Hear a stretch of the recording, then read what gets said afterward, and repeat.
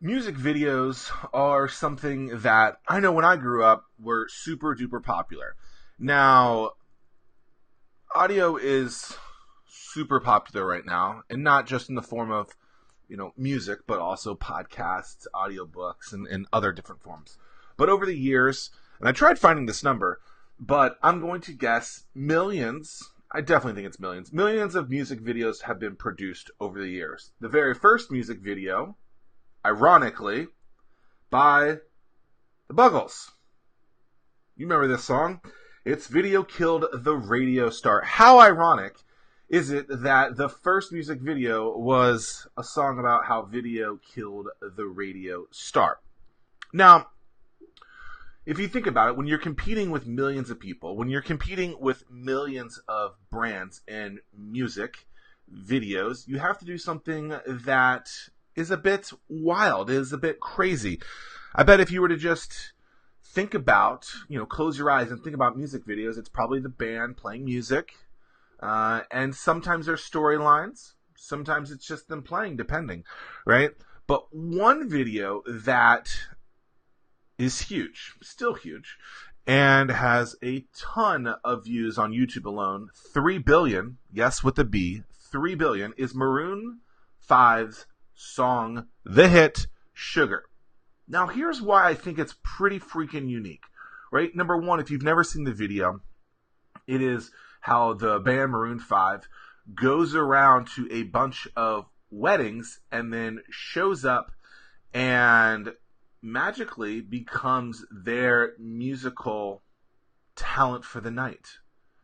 While doing research, I learned that it is themed off of the hit movie Wedding Crashers. And instead of Vince Vaughn and Owen Wilson going and crashing the wedding as just a bunch of Joe Schmoes, what would happen if a band showed up and became the Wedding Crashers surprise wedding band? That's the premise of the entire thing. So Adam Levine and the entire Maroon 5 clan goes around to different weddings and then starts playing the song. If you've seen the video, you know that they roll up in there with some sort of awning of sorts, or some sort of like I don't even know what to call it, but basically they throw up some curtains, and then when it's about to happen, boom goes the dynamite, the curtains go down, and what happens next is the band starts playing their hit song, or at the time, not hit song, but now hit song, Sugar.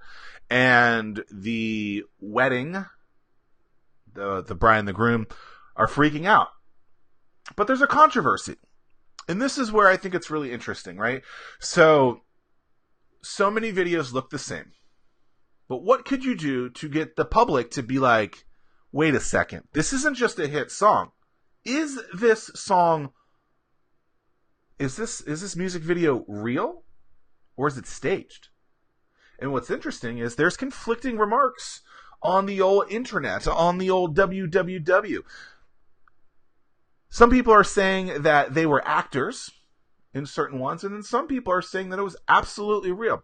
Now, I find it interesting and also ironic that a bride at a wedding would just allow some random person or group to just start throwing up curtains and see what happens, because they spend so much time and attention and money to make this day so special. To be trusting of someone and not knowing what's going to happen, that's pretty interesting. But if you think about it, the controversy behind it is quite interesting. It's quite interesting because is it real? Even to this day, it's 4 or 5 years old. It was released in early 2015.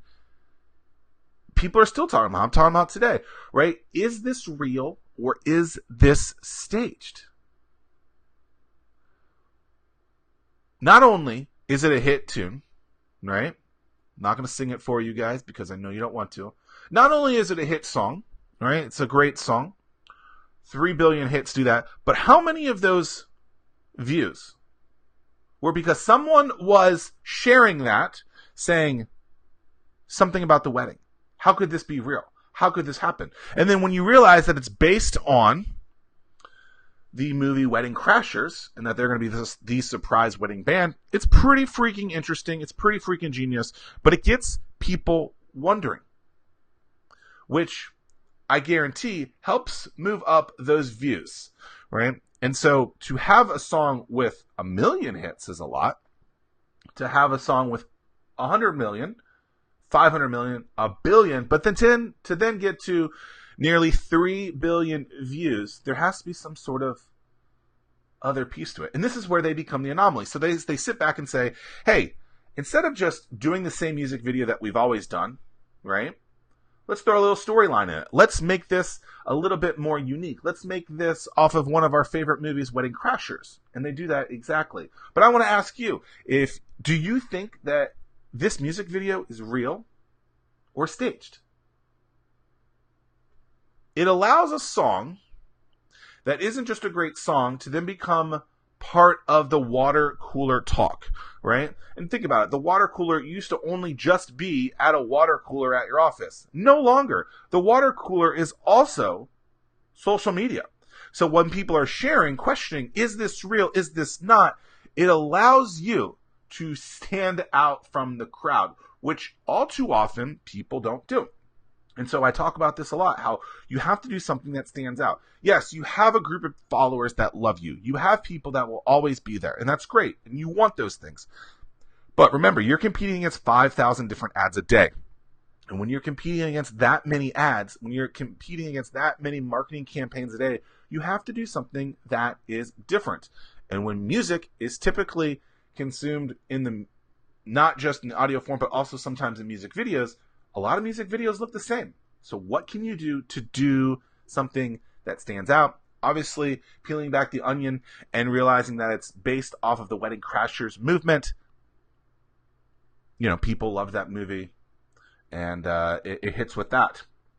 So remember, the first music video ever, August 1, 1981, on MTV, I'm pretty sure. The Bugles, Video Killed the Radio Star. You can start singing that right now. No, I'm done. But then, early 2015, Adam Levine and the Maroon 5 group put together Sugar. Is it real? Is it not? Who knows? But it got people's attention. So much so, 3 billion hits on YouTube alone. Millions, probably billions of views in other places as well. Based off of Wedding Crashers. Super, super smart. But the controversy behind it is what I think really put it over the top. It's not just a music video. It's a music video that hits deeper, that questions a lot of things. Like I said earlier, some people are saying that it was staged. Some people saying that it's real. What do you think? And did you watch it? Did you first learn of this because someone shared on your feed saying, is this really happening? Because to me, getting something like that is so very important, trying to become an anomaly, trying to become someone that stands out. You got to do something that is very unique and different. And when there's, millions of music videos and there's tons of attention on so many different things, you got to do something that is different, that's unique. And to base this off of a movie like Wedding Crashers, which I've seen, think it's hilarious, go watch it all the time. It's pretty smart. It's genius. What do you think? Is this music video staged or not? When was the last time you actually watched a music video? What was it? Would love to know. At the end of the day, Maroon 5 obviously has a lot of fans that just played the Super Bowl. And this song was definitely one of the reasons that helped them get bigger. And I think it's because there's so many pieces to it that not only have a huge top hit, but also made a music video that was different than anything else that others had ever seen before. What do you think?